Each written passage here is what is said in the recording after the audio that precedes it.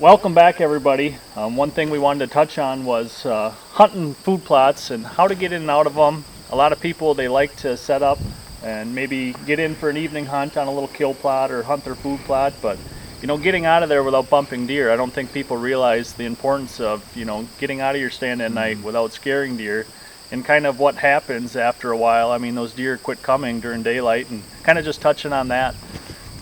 Yeah, like what we've always done a lot in the past is switchgrass screening to get to stands. We've messed around with some gigantic miscanthus and stuff like that, and a lot of trial and error things like you had touched. How does that work? I'm going to interrupt you there because I've been really curious about it. Yeah, I'm kind of in year 2 right now. We've been doing in the trial and error stage, so I have it planted in front of my gun tower stand. It's just kind of a buffer to get in and out at night. It's about 6 feet tall. It really hasn't started bushing out yet, so it's just kind of, I planted about a foot apart. So they grow tall, but they really haven't started getting thick where they're really going to be a big privacy thing. So they move the root. How does it work? Because I know they move or they get bigger. Sideways. Yeah, like it started out with just one shoot coming up, and now there's 3 or 4 coming out. And the way it sounds from next year, they just keep growing, and they just keep kind of expanding, getting wider, because the root keeps getting bigger. Yeah, correct. Keep shooting.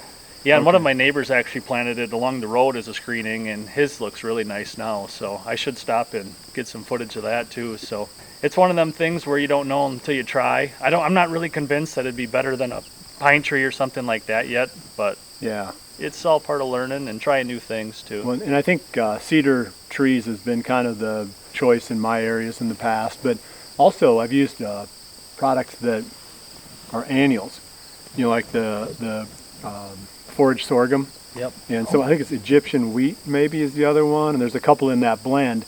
They grow tall and they grow thick, and if you have about a 12-foot wide band of it, it's enough that you can sneak behind it. Yeah.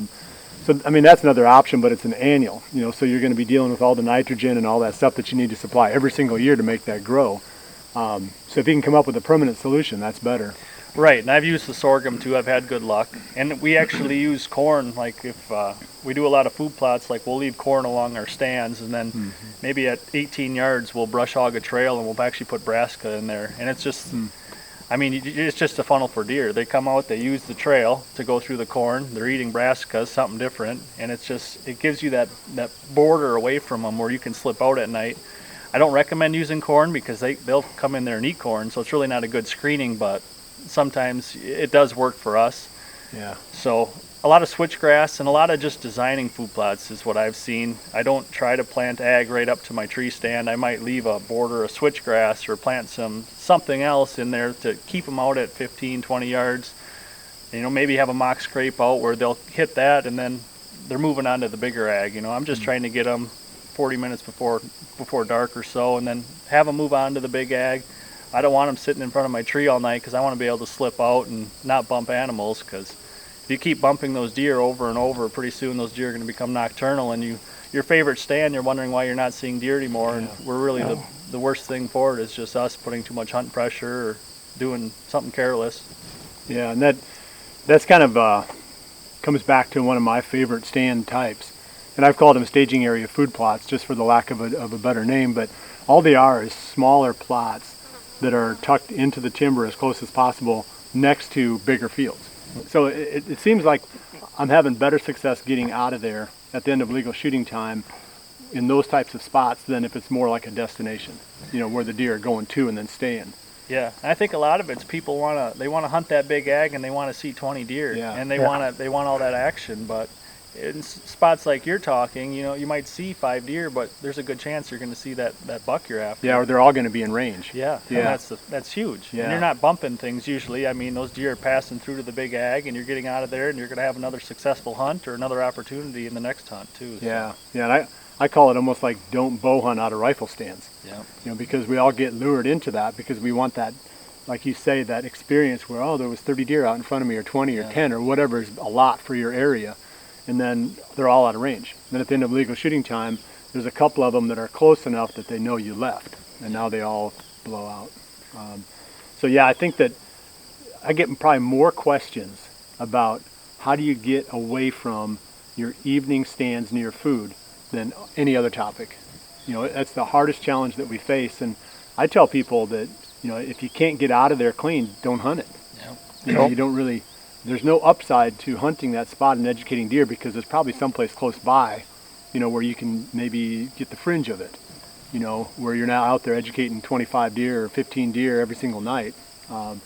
But the best thing I've found, and I'm sure you guys would agree, is if you got somebody that can drive in, you know, right at the end of legal shooting time on a four-wheeler or a truck and drive up, run the deer off, you get in and go, they just don't seem to relate to that as danger. Right. And I've just gotten away with murder doing that over the years. Those are really the hardest challenges I think that a bow hunter faces, is how do you get out of your stand or blind near a feeding area at the end of legal shooting time. Yeah, and if you can hunt it and you can hunt it smart, don't even go in there like you said. We have food plots tucked in a valley that you always see 20 deer come out, but you can't get out. Your wind swirls. We have a box blind, but just getting in and out, you scare deer, and after the third sit, you don't see any deer anymore. And it's us doing, we're the problem, but it's one of them things where it's so much fun to go in there because you know you're going to see a pile of deer. And I think it does permanent damage too. Oh, for sure. Because people think, well, I'm up on a bedding ridge in a tree stand. By next year, they're going to forget about it. They will. But if you're coming out of a box blind, then that box blind is going to be a generational threat to the deer. The mom passes along to the fawns, and they pay attention to it, and they see you coming out of there, and they pass it on. So it almost becomes like once you start getting caught in a blind, you might as well just take it out of there, because you just never get away with hunting it again. So you've got to really, really be careful of your blinds more than your tree stand locations, I think. So anyway, that's another good topic. I mean, probably one of the like I said, one of the toughest things that we deal with, as bow hunters is trying to get out of there. Yeah, and there's no right or wrong answer, but just trying to be as careful as you can and just not bumping deer. If you have to bump deer, obviously you'd be looking for a different spot to set up, or don't hunt the spot at all. And it's hard. I mean, we want the best and we want to see action all night, but sometimes you got to go to plan B, and that's going to be your best option in the long run. So yeah, somebody wrap it up. I think we hit this one. Yeah, so thanks for joining us. We look forward to following along for some more content.